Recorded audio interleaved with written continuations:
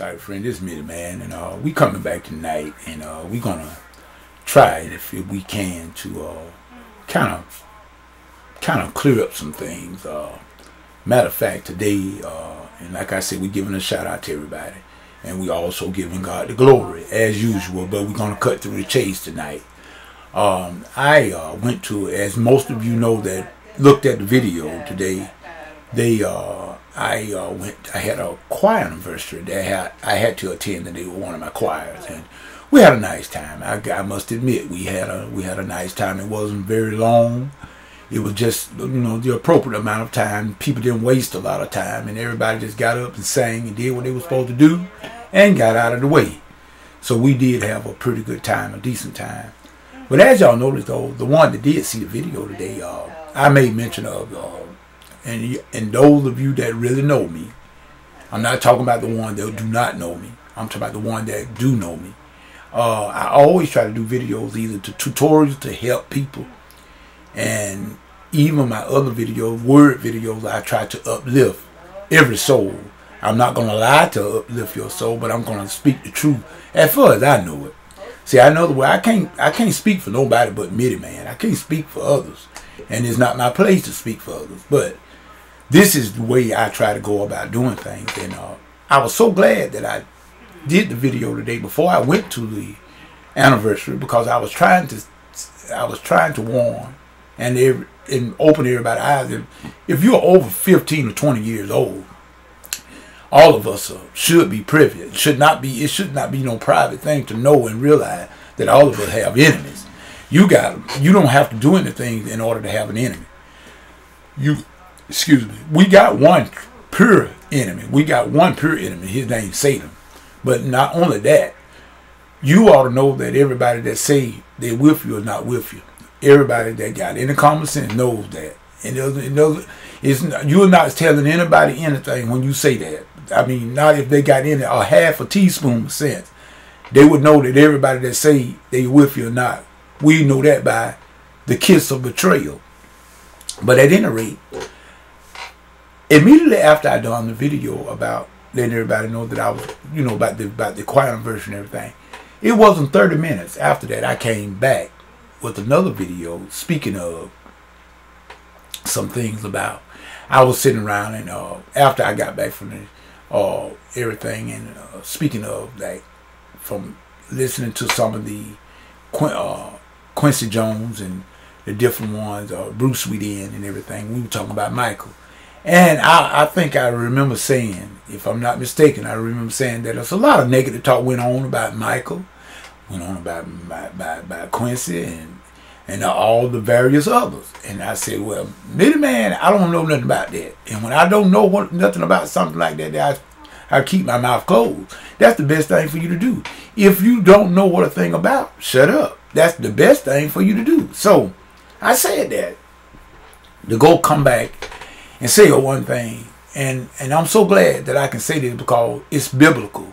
It's biblical, and in the book of Job, God speaks only in 2 chapters at the beginning, and then God goes silent. God never says another word after chapter 2 for about 36 chapters. He never says anything else until chapter 38. And what I look at it, what I love about what God said in verse 38, when he did finally come back and say something, he said, who is this that's speaking without knowledge? I love that. I love that. Now, I'm not going to go through all the details of what God asked Job. Where were you when I did this and that? I'm not going through all of that. But this is what God is telling me and you. Before we begin to speak, and I'll be very careful to speak things about people whom you have no knowledge of. None whatsoever. It's very dangerous for you to start assuming. Remember, I think I made a video saying when you assume, you make an ass out of you and me when you start assuming. So it's better not to do that. But for a long time, and I'm going to say this here, and I'm going to be brief with it, but I'm going to state the case. A long time, I listened to preachers and teachers and people. Like I said, I'm not ignorant by a long shot. I am not stupid. I say that. I'm ignorant in a lot of things, but I'm not stupid. Because none of us knows everything. I know that might be hard for some of us to believe, But you don't know everything, neither do I. The only somebody that got all knowledge is God himself. But at any rate, for many, many years, I listened to preachers and teachers and whatnot. They talk about Job and how the devil took what Job had and the devil did this and how God gave and the Lord take it away. That was Job that said that. That never was God, but God never said a word. God never said a word. Remember I told you God stayed silent from chapter 2 to 38. God stayed silent. Job had so-called friends that came by. They're supposed to be coming to comfort him, but they did everything but comfort him. Show you what kind of friend those were. For some of you, you need to go and read that. Read the book of Job. But at any rate, what I did, I listened to preachers and teachers. They all say that God took this from Job and God did this and God did that. Until I decided I would read the book of Job for myself. And I saw now what God meant by who is this that giving this dark counsel. That you make counsel dark on my name, but you're not knowing anything. You're speaking without knowledge. God did not take not one thing from Job. That's a lie. God didn't take anything from Job. It was Satan who took anything from Job. God, per se, got back. God took the heads out from around Job, but God was the one protecting Job. And even after Satan inquired about Job, you remember God still said, okay, you can take his stuff, but you ain't going to mess with him. And I'm paraphrasing. God was yet protecting Job. So I looked at that. I said, now all these years, the Lord gave and the Lord take away. That was what Job said. God didn't take nothing away. But even then, Job spoke because Job did not have the understanding. He did not know what was going on. He did not know that his real enemy, which was Satan, was up there inquiring about him to God. Job didn't know that. So that's how come he said the Lord gave and the Lord take it away. He spoke outside of knowledge. And people, when we do that, that's the same thing we do today. When we start speaking about other people's ministries or whatever, you got to be careful. I know of one minister, and I could call his name, but I'm not. This minister, he talked about every other ministry. He made mockery of it. He put people down talking about what they shouldn't have done and they shouldn't have, and he himself failed. When we get full of pride to think that we are, quote unquote, the best, that's the danger. But you know what, people, I'm so glad. When you try to make, now I'm going to speak this. When you try to make Mightyman go against another ministry, you might as well forget it. It's not my concern about how another person run their channel. They run their YouTube channel the way they want to run their YouTube channel. I was doing Word for the Day way before I even came to YouTube. I was doing Word for the Day way before that. So I'm not going to let no one tell me or dictate to me how I am supposed to teach the Word of God. I've been teaching the Word of God for over 40 years. I've been teaching ever since I was a child. When I was the age of 10, I was teaching Sunday school. Yes, because I was reared up in this. That don't make me special. That just make me a little seasoned, but that don't make me special. And I still can be taught something.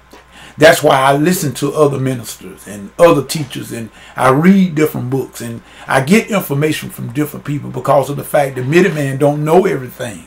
I don't know everything, so I have to get knowledge from other places. So, with that said, I've been doing this here for a long time, and you know what? I teach the Word the way that God give it to me. I'm not trying to be in no competition with nobody else on YouTube, Facebook, and none of the rest. You run your ministry the way you want to run it. I run mine the way God told me to run it. See, I had commissioned, I've been instructed to do just what I'm doing, and I'm glad I don't have to prove to nobody nothing. See, that's what I'm so glad about. I don't have to prove to nobody nothing. Only thing I need to do is what God told me to do. It is not my, I don't compare my ministry with Brother L.A. from Kingdom Knowledge or nobody else, or my good buddy from the ministry of that very great in the knowledge of Hebrew. I learn from them. I don't get envious of them by the way they carry their ministry. That's none of my business. But I try to learn from any source that I can. And Mightyman is not in a bit jealous of nobody else's channel. And I'm not jealous of that. See, in other words, these are my PCs in here. I got 2 laptops and two desktops. And I use them for various things. But guess what? It's my prerogative. I paid cash money for them. I can use my telephone the way I want to use my telephone. Exclusive use. Because why? They belong to me.